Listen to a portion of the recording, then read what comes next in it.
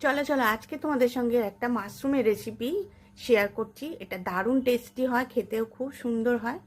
একবার হলো বানিয়ে নিও। আর এরমভাবে মাশরুমগুলো সরু সরু করে কেটে নিলাম, সব মাশরুমই নিয়ে নিলাম।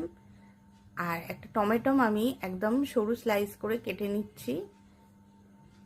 আর একটা পেঁয়াজ নেব, নিয়ে একদম পাতলা পাতলা করে স্লাইস করব। আর রসুনের একটু কোয়া নিয়ে কুচি করে নেব। আর কড়াই দিয়ে দিলাম 1 চামচ বাটার, তাতে একটু সাদা তেল দিয়ে গরম হয়ে যেতে তাতে দিয়ে দিলাম রসুনের কুচিগুলো, দিয়ে তাতে দিয়ে দিচ্ছি পেঁয়াজ আর টমেটো কুচি, দিয়ে একটু ভাজা করে নিয়ে নরম হয়ে গেলে এতে দিয়ে দেবো মাশরুমের কুচিগুলো, দিয়ে নাড়াচাড়া করে এর মধ্যে স্বাদ অনুযায়ী নুন দিয়ে দেবো, দিয়ে একটু নাড়াচাড়া করে নেব। নিয়ে নরম হয়ে যেতে দেবো এর মধ্যে 1 কাপ পরিমাণ দুধটা দিয়ে আবারও একটু নাড়াচাড়া করে নেব। নিয়ে এতে দেব কিচেন কিং মশলা 1 চামচ, তাতে দেব ফ্রেশ ক্রিম অল্প করে, আর তাতে দেব হোয়াইট সস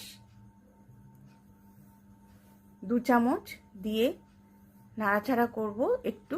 তাতে দেব অল্প করে মিয়োনিজ, একটু দেব পরিমাণ মতো চিলি ফ্লেক্স, আর দেব অল্প করে অরিগ্যানো, দিয়ে আবারও নাড়াচাড়া করে নেব। একটু মাখা মাখা হয়ে গেল, এতে দেবো অল্প করে চিজ। এই রেসিপিটা তোমরা রুটি, পাউরুটি, ফ্রাইড রাইসের সঙ্গে খুব ভালো যাবে।